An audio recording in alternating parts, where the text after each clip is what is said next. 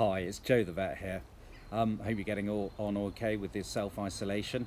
Um, Putting a bit of a spanner in the works with the way we are seeing our horses, and a lot of them have now been put on grass, 24/7.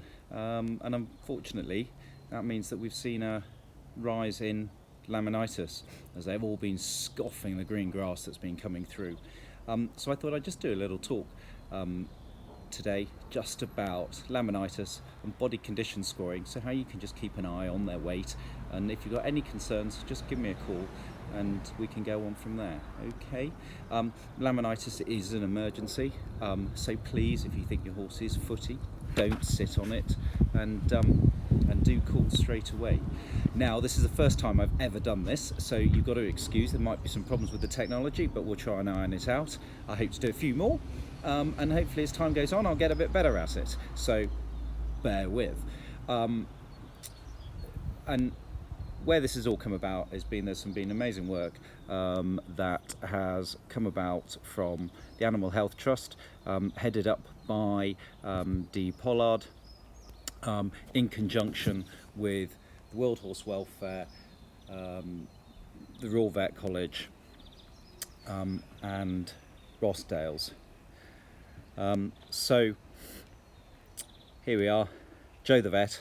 I'm Dr. Joseph Sharps, and welcome to the first of my little presentations.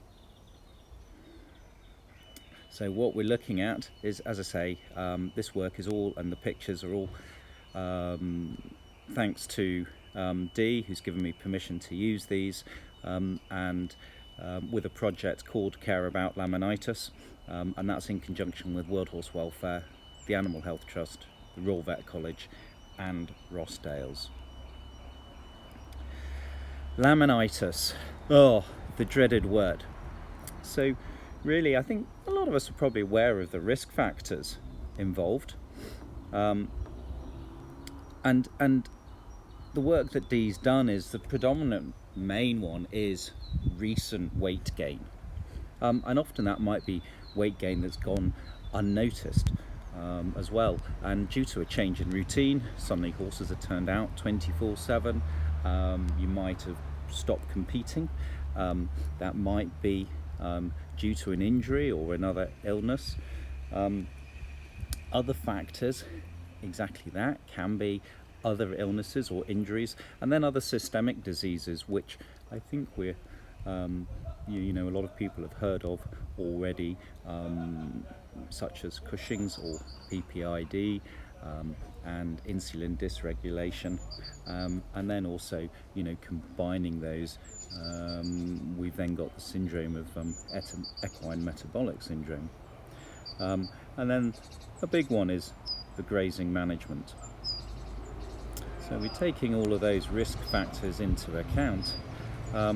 We then also find that there are other factors as well, and we're looking at what are those high-risk animals. Unfortunately, the UK and Irish native ponies, so for example our Welsh Connemara's, New Forest, Shetlands and Crosses, are all at increased risk. Those that have a pre-existing history of laminitis, and then those horses that are lame or sore after shoeing and trimming. These are all extra things that we need to look out for.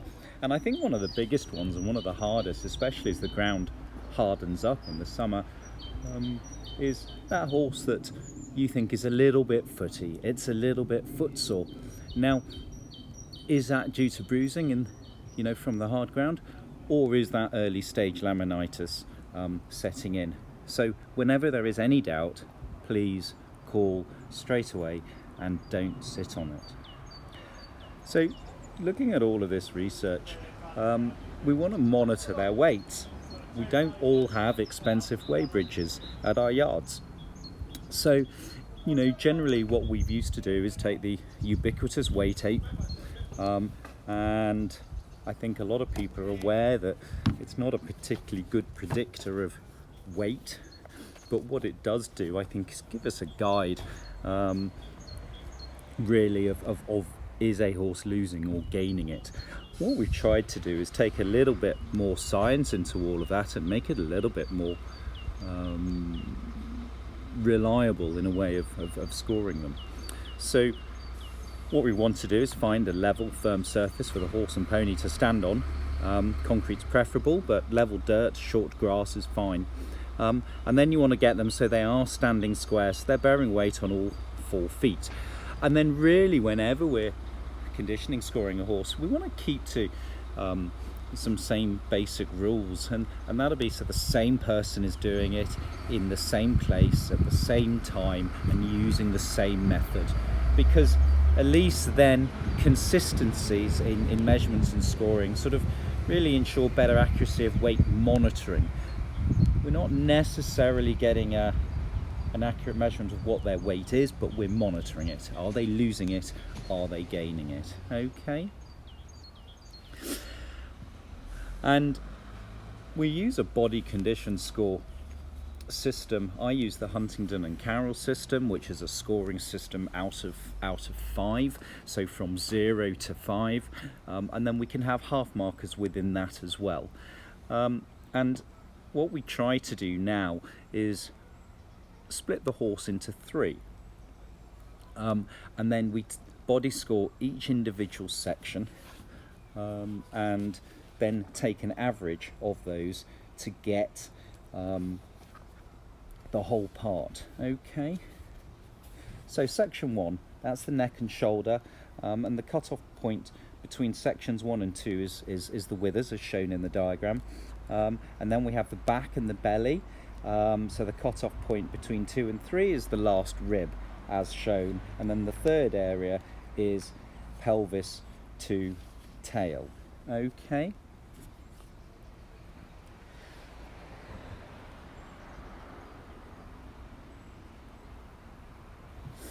Now, this slide is sort of starting to show the grading system.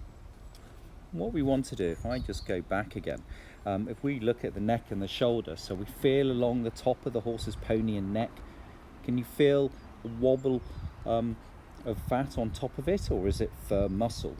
Can you feel if it's slightly thicker as you move down from the pole and towards the withers? Run your hand down the horse's or pony's neck and onto the shoulder. Is there fat build-up in front of the shoulder blades? Native breeds often store excess fat in pads behind their shoulders, so feel for this. Okay. Then the middle bit. You lay your hand across the back. Ideally your hand should arch over the spine, and when they put on a bit of area, the fat builds up on either side, and that might make your hand more flat. So that's a really good indication. You know, is your hand curved or are your fingers more flat? And then rub your hand along their side. You should be able to feel their ribs fairly easily. Okay.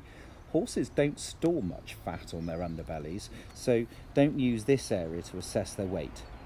And again, we give them a score. And then lastly, we do pelvis to tail. Look at your pony from behind, safely. Their bottom should have a rounded curve, but feel for the fat pads at the base of the tail, and then we give them a score. And then what we do, we add up all 3 sections, and then find out what an average is. Okay, and then as I've sort of partially shown before, we use a body condition scoring. I use the Huntingdon and Carroll system, and that's out of 5. Okay, starting off from 0, well, we have a marked what we call a U neck.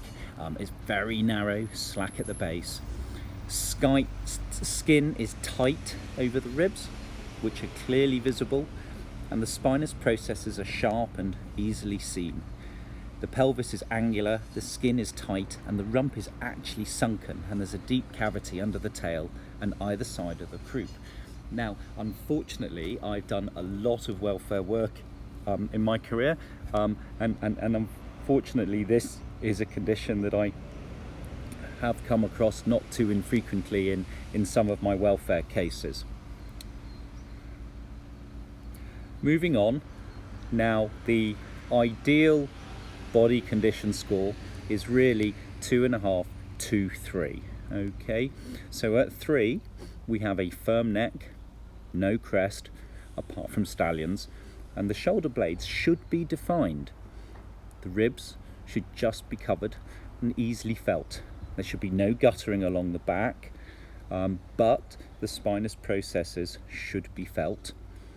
The pelvis should be covered by fat and rounded with no gutter, and the pelvis should be easily felt.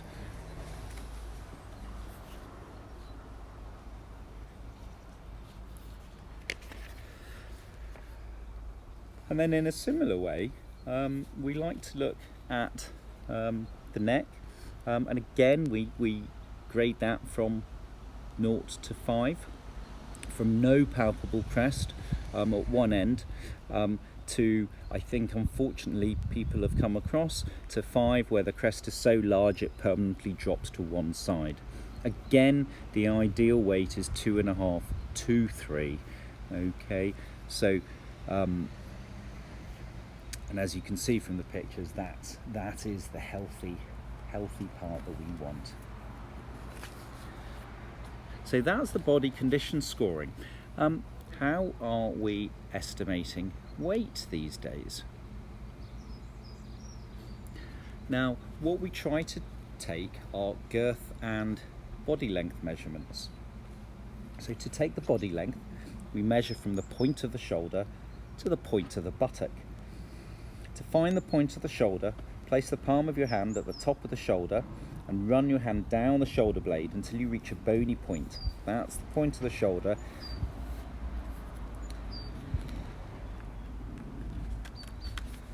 And the point of the buttock can be found a few centimetres away from the tail and can be described as the most pointy part of the buttock. You will need a helper to do this measurement because you'll secure one end of the tape at the point of the shoulder and then extend round to the point of the buttock following the curve of the bottom. Okay, make sure the tape is taut and not twisted, and record your measurement. And then we take a heart girth measurement and then we place the measure around the girth and then position the tape at the lowest point of the withers, just before they slope onto the back. Okay, the tape will be on a slight diagonal, and as you can see in the diagram, and I think that's something to bear in mind really. Okay,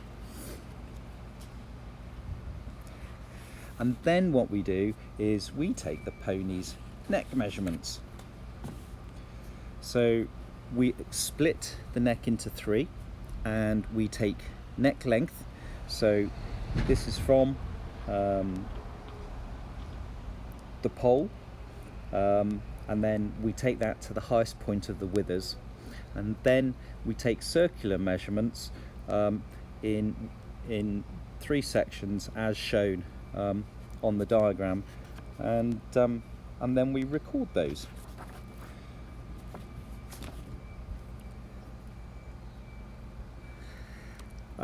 What Dee has done, which is absolutely fantastic, is they've produced a spreadsheet which will make the calculations for you, and that can be downloaded at careaboutlaminitis.org, and you can fill in your details there, and the spreadsheet will automatically put in the averages and give you an idea of how to monitor your horse's weight. Once again, thank you to Dee, the World Horse Welfare, the Animal Health Trust, the Royal Vet College and Rossdale's. I hope you've enjoyed this. If you've got any questions at all, please give me a call, and I'll hopefully be able to answer any more of them for you. Thank you.